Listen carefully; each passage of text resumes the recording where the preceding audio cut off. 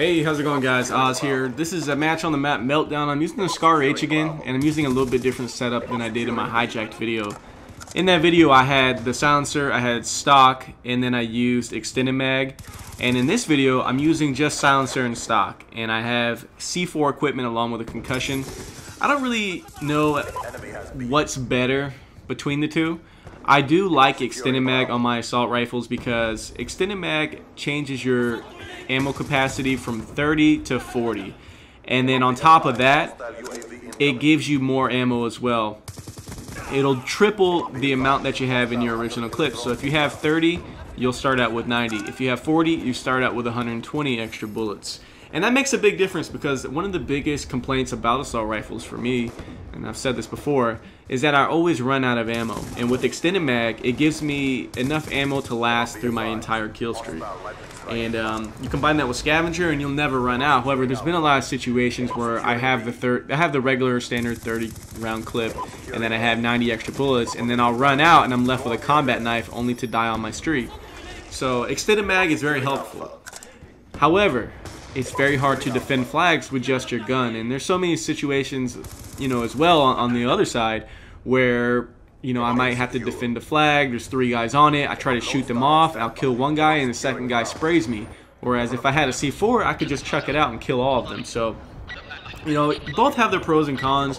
Which do I think is better? I like the extended mag route because I get more kills with my gun. However, if I ever look back at some of my old gameplay, the ones that I haven't really uploaded, I get a lot of C4 kills. I average about 4 to 5 C4 kills a game. Maybe even more, you know, depending if I'm using a submachine gun or an assault rifle. If I use the SMG, I probably get more than that.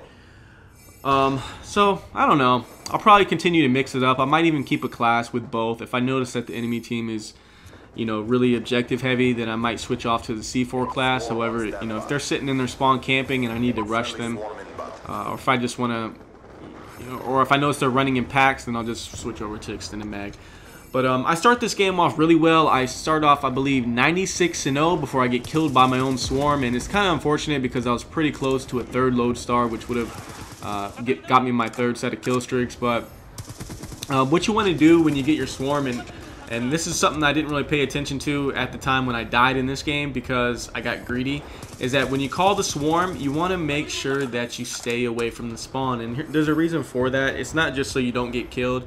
It's because you want the enemies all spawning together in one place. So when the swarm dives in, double, triple, and quad kills inbound. You know, that's a real big advantage, and not very many people tell you that. They always say, you know, you just don't want to get killed by your swarm. So I do get a nice C4 right here, and this builds me up into my 2nd set. Right here I get my load star, and then I get 2 more guys on the flag.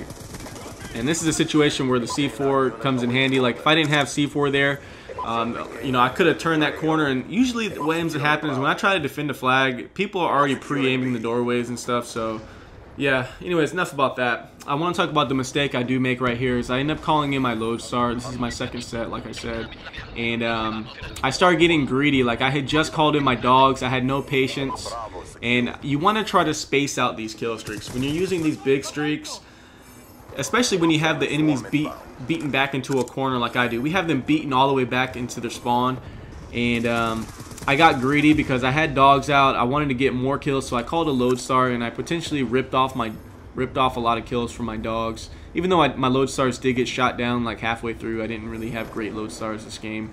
The swarms, however, I have great swarms, and swarms always go crazy on Meltdown. And I should have waited on the swarm as well. Like I already had dogs out.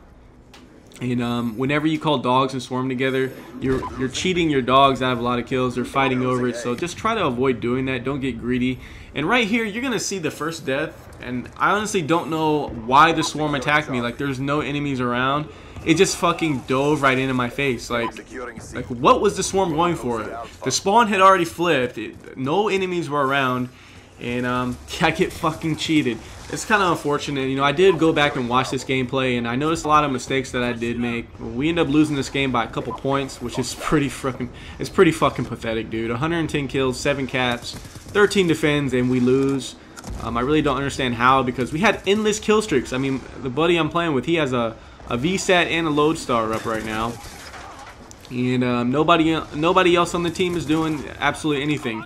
And that's kind of funny when, like, everyone talks about Christmas noobs, but this Christmas I didn't play against any noobs whatsoever, and that probably has a little bit to do with the skill-based matchmaking. Probably has a little bit to do with every time I did get one of those lobbies, they were all on my team. Like, so many times I'd get level 2 split screeners, and these fucking guys are going 0-20 each, giving up VSATs and lodestars. So, you know, what can you do? It's like Modern Warfare 3. I always said, like, when I got bad teammates on Modern Warfare 3, I would just go for my Moab, and I would just ignore the objective. But this game I actually did try to play the objective at the end. You know, we were still in the game at the end. You know, we had 2 flags. We would have actually won by a few points, but you saw right there, I did get shot on my side, you know, as I was trying to reclaim B back because the teammate fucking was not paying attention. Like, how do you let someone run directly past your face? Ooh, nice triple C4. But how do you let someone run right past your face, like in front of you, and you don't bother to shoot them? It makes no sense. But anyways, that's the end of this gameplay, guys. Final score, 110, 7 caps, 8 deaths, 13 defends. Hope you guys did enjoy. If you did enjoy, go ahead and drop me a like rating. I'll catch you guys next video. Peace.